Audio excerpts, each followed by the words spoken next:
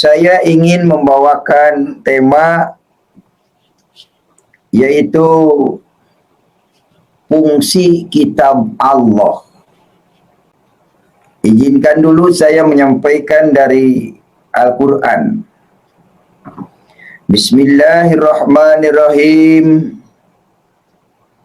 Attabi'u ma unzila ilaikum min rabbikum wa la tattabi'u min dunihi awliya'a qalilan ma tadhakkarun.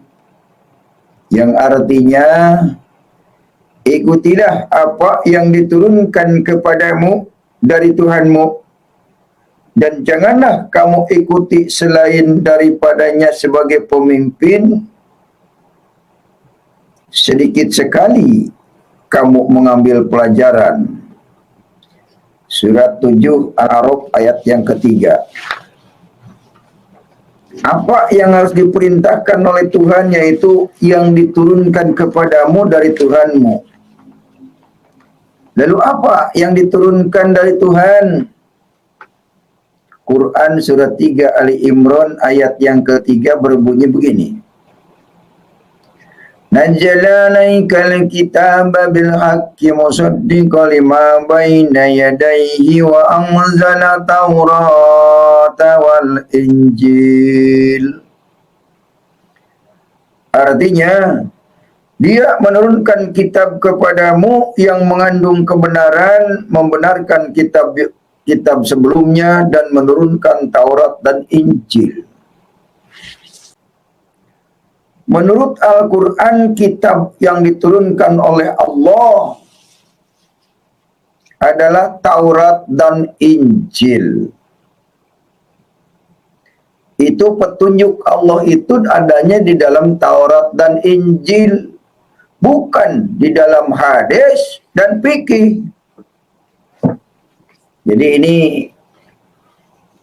para pengikut hadis dan fikih, para ustadz biar nyadar. Kitab Allah itu adalah Taurat dan Injil. Itu kitab Allah. Kalau hadis dan fikih itu kitab agama Islam. Kitab yang dikirimkan dari negara Arab. Dibeli oleh orang Indonesia, dipelajari. Esensinya kitab yang dari Arab, berantem dah dengan saudara sendiri, mengkafir-kafirkan saudara sendiri.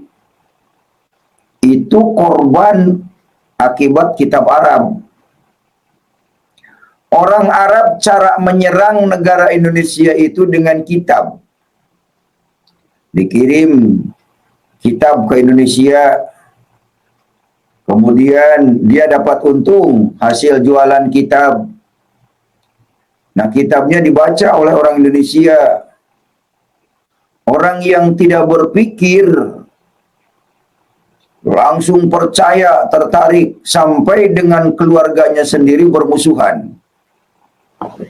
Itulah taktik politik Arab untuk berbisnis. Orang lain dikorbankan. Yang penting bagaimana kitabnya laku, cerita dongeng di Arab dijual di Indonesia, dari bukunya laku, kemudian esensinya orang Indonesia mengajak supaya ke Arab setiap tahun, mengirim devisa setiap tahun. Nah, itu juga keuntungan bagi Arab. Indonesia itu cuma terima ributnya doang. Itulah sebabnya kenapa Muhammad Kacai berbicara keras agar bangsa Indonesia ini sadar, jangan sampai dijadikan objekan oleh negara lain, dijadikan sarana devisa negara, menjadikan keuntungan. Sekarang logikanya saja. Coba pikirkan, apa untungnya dari Islam, dari agama Islam? Apa untungnya? Justru malah dikerjain. Pagi-pagi Jam 3 harus teriak-teriak, jam 4 pagi harus ke masjid, tunggang-tungging. Apa manfaatnya? Apakah itu dijamin surga? Tidak ada ayatnya. Makanya Muhammad Kacet tinggalin, ngapain saya dikerjain sama orang Arab. Ya, disuruh sholat tunggang-tungging. Disuruh tunggang-tungging, jengkelat-jengkelit. Aduh, sehari semalam 5 kali. Sedangkan jaminan surganya, wallahu a'lam bishawab, nggak nyambung, saudara. Sholat 5 waktu dengan surga nggak nyambung. Kenapa nggak nyambung? Karena sholat 5 waktu itu bukan menyembah Allah, tapi sholat 5 waktu adalah menjalankan syariat Islam, menjalankan perintah agama Islam, mendirikan tiang agama Islam. Itu sholat 5 waktu. Makanya Al-Quran mengancam bagi orang yang sholat 5 waktu itu. Surat 107 Al-Ma'un ayat yang ke-4. Apa bunyinya? Fawailul lil mussolin alladzina hum an salatihim sahun. Maka kecelakaanlah bagi orang-orang yang sholat, yaitu mereka itu yang sholatnya lalai. Apa itu sholat lalai? Sholat membaca sesuatu dalam sholat tapi tidak mengerti artinya. Itu sholat lalai. Karena sholat 5 waktu itu adalah perintah agama Islam. As-sholatu imadudin man akomaha faqad akomadin wa man tarokaha faqad hadamadin. Itu dalilnya. Salat itu tiang agama Islam. Barang siapa mendirikan salat, mendirikan agamanya. Barang siapa meninggalkan salat, merobohkan agamanya. Nah itu dalilnya. Jadi Muhammad Kece selalu berbicara berdasar dalil. Untuk apa mendirikan tiang agama? Sementara jaminan masuk surganya tidak ada. Rugi ya. Udah capek-capek kerja, nggak diupain. Coba ibarat saudara, sudah kerja capek di perusahaan tapi tidak dibayar, pasti demo. Nah, kalau ini sholat tidak jelas upahnya, demo ke siapa? Dengan Allahnya saja nggak kenal. Dengan Muhammad sendiri tidak kenal. Lalu kembali kepada topik fungsi kitab-kitab Allah. Apa kitab Allah? Taurat dan Injil. Kata Quran, Quran itu adalah petunjuk. Kalau kita mengikuti petunjuk itu, maka kita akan tahu yang salah dan yang benar berdasarkan petunjuk itu. Maka di Al-Quran surat 2 Al-Baqarah ayat yang kedua berbunyi, Zalikal kitabu la raiba fihi hudan lil muttaqin. Yang artinya, itulah kitab mereka yang tidak ada keraguan di dalamnya, petunjuk bagi orang-orang yang bertakwa.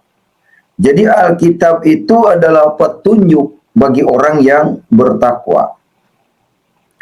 Bagaimana mungkin kita bisa benar takwa kalau kita tidak mengikuti Alkitab? Karena di dalam Alkitab, Injil itu ada petunjuk cahaya yang menerangi untuk takwa. Sekarang kita mengaku beribadah kepada Allah, bertakwa kepada Allah. Sedangkan kitabnya tidak pernah membaca Injil. Kan aneh. Apakah hadis dan fikih termasuk kitab Allah? Bukan.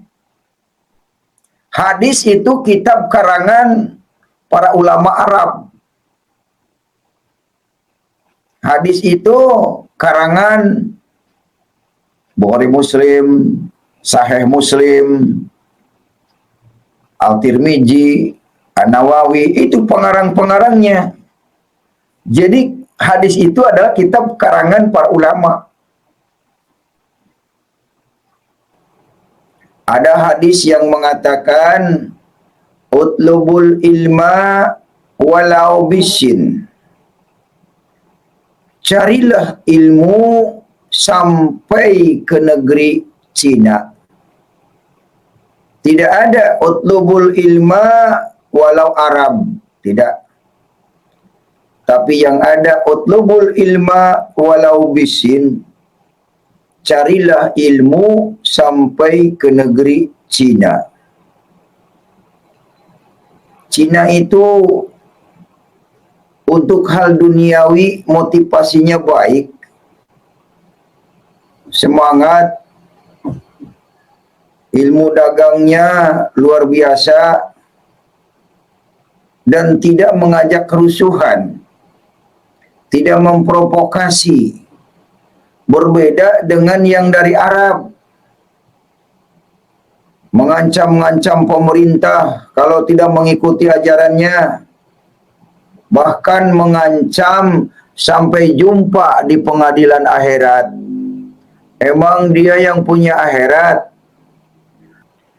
Ini rakyat Indonesia ini korban pendidikan di pesantren. Karena pengajaran di pesantren itu mayoritas mengajarkan bahasa Arab. Akhirnya setelah belajar bahasa Arab, sulit dikendalikan oleh pemerintah. Didukung lagi di pemerintahan Indonesia banyak kadrun. Makanya membuat aturan-aturan yang tidak jelas tujuannya. Ingin membuat perlindungan ulama. Apa tujuannya? Yang dimaksud mereka itu ulama Islam. Padahal ulama itu banyak. Kristen juga ulama, para pendeta juga ulama. Arti ulama itu orang yang berilmu, orang yang berpengetahuan, itu ulama. Saya bukan menjelekkan Islam, bukan menghinakan Islam. Ini fakta. Dan ini harus diketahui dunia. Dunia maya, dunia nyata. Surat 19 Maryam ayat 68. Fawarabbika lanahsuranahum wa sayatina thumma lanuhdiranahum haulan jahannama jisya. Maka demi Tuhanmu pasti akan kami kumpulkan mereka dan setan.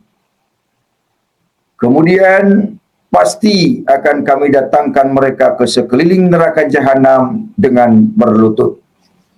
Ngeri, saudara. Makanya saya tinggalkan Islam ini, karena Islam ini menuntun manusia ke neraka. Setelah mereka dipastikan akan masuk neraka, kemudian sudah ditetapkan lagi akan masuk neraka. Surat 19 Maryam ayat 71, wa in minkum ila wariduha kana ala rabbika hatman maqdiyan. Dan tidak ada seorang pun di antara kamu yang tidak mendatanginya neraka. Hal itu bagi Tuhanmu adalah suatu ketentuan yang sudah ditetapkan. No. Umat Islam ini ditetapkan untuk masuk neraka semuanya. Dan yang anehnya, tidak ada ayatnya di Al-Quran setelah masuk neraka akan ke surga. Tidak ada ayatnya. Jadi kepada umat Islam yang mendengar tausiah Muhammad Katsai pagi ini, berpikir dah. Ya, jangan sampai mati di dalam Islam tapi masuk neraka. Lebih baik mati di dalam nama Yesus, masuk surga. Karena hanya Yesus yang mempunyai kerajaan surga. Karena Yesus yang memegang kunci kerajaan maut. Jadi masuk surga atau tidak seseorang ditentukan oleh Tuhan Yesus. Oleh karena itu jangan main-main dengan nama Yesus. Isa Al-Masih adalah pemilik kerajaan surga. Saudara ingin masuk surga? Ayo ikuti Isa Al-Masih. Tinggalkan ajaran yang membawa ke neraka. Yeah. Surat 7 Al-A'raf ayat 179 jelas mengatakan, walaqad dara'na li jahannam katsiran minal jinni wal insi. Dan sungguh akan kami isi neraka jahanam banyak dari kalangan jin dan manusia. Masih mau nyangga? Silakan. Saudara percaya mengikut Yesus, selamat. Tidak percaya, resiko saudara. Ya. Muhammad Kaceh hanya membacakan ayat Al-Quran. Ini kata Al-Quran. Ini di surat 3 Al-Imran ayat yang ke-45 berkata begini. Idza qalatil malaikatu ya Maryam innallaha yubasiruki bi kalimatihi minhu asmuhu masihu Isa ibnu Maryam wajihan fid dunya wal akhirati wa minal muqarrabin. Ini dia. Ingatlah ketika para malaikat berkata, wahai Maryam, sesungguhnya Allah menggembirakan kamu dengan sebuah kalimat firman darinya, yaitu seorang putra. Namanya Al-Masih Isa putra Maryam, seorang terkemuka di dunia dan di akhirat. Dan termasuk orang yang didekatkan kepada Allah. Ayat ini dengan jelas bahwa seorang terkemuka di dunia dan akhirat itu Isa Al-Masih namanya. Dan orang yang didekatkan kepada Allah Isa Al-Masih namanya. Isa itu firman Allah, berasal dari Allah. Saudara yang dikasihi Tuhan, kalau saudara mengikuti orang yang berasal dari Allah, pasti akan kembalinya kepada Allah. Kemudian ayat 55-nya berkata begini.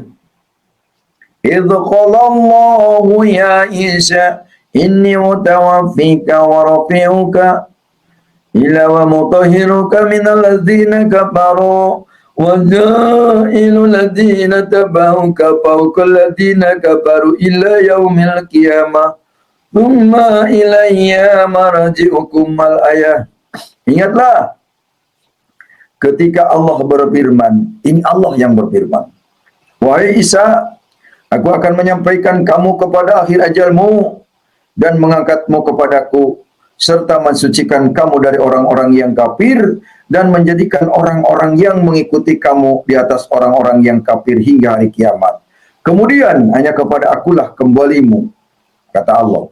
Ayat ini menerangkan dengan jelas bahwa Isa dan pengikutnya kembali kepada Allah, bukan ke neraka.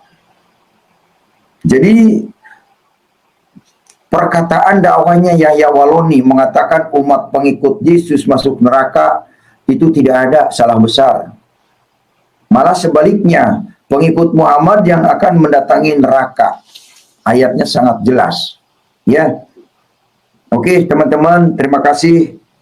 Saya menjelaskan tentang fungsi kitab Allah itu, yaitu petunjuk. Kalau kita membaca kitab Allah, jadi tahu siapa yang dekat dengan jin dan siapa yang dekat dengan Allah. Itulah fungsi petunjuk kitab Allah. Jadi kalau saudara mengikuti kitab hadis, fikih, ya itu nggak bakal ketemu. Karena itu adanya di kitab Allah. Apakah saudara mau kembali kepada Allah? Yuk ikutilah Isa Al-Masih atau Yesus Kristus. Dibaptis. Jangan sampai saudara menentang, melawan. Ini firman Tuhan loh. Jadi sekali lagi saya bukan benci, bukan marah. Kasihan. Orang sudah diancam neraka. Jangan merasa benar. Sampai merasa paling benar di hadapan Tuhan. Sampai ketemu di pengadilan akhirat. Emangnya lu panitia akhirat apa? Busuk sama kalau udah mati. Makanya kesempatan hidup berbuat baik. Yuk kita berbuat baik, tinggalkan itu ajaran Arab. Bahasa Indonesia itu bahasanya Indonesia bukan bahasa Arab. Keliru orang yang berbahasa Arab itu ya. Jadi supaya nyadar. Oke. Saya ingin sampaikan bahwa salah satu perwujudan kemerdekaan NKRI adalah kemerdekaan mengeluarkan pikiran dengan lisan dan tulisan sebagaimana diamanatkan oleh pasal 28 Undang-Undang Dasar 1945. Mengingat negara kesatuan Republik Indonesia adalah negara berdasarkan atas hukum, bukan berdasarkan atas agama.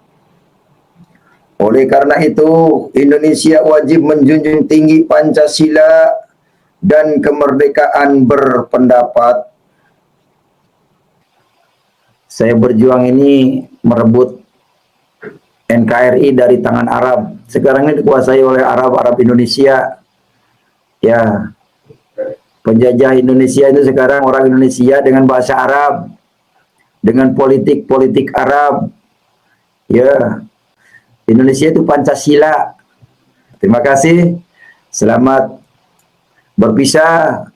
Selamat beraktivitas. Sampai jumpa lagi. Salam sadar. Tuhan Yesus memberkati. Salam Pancasila. Haleluya. Thank you for the happiest year of my life.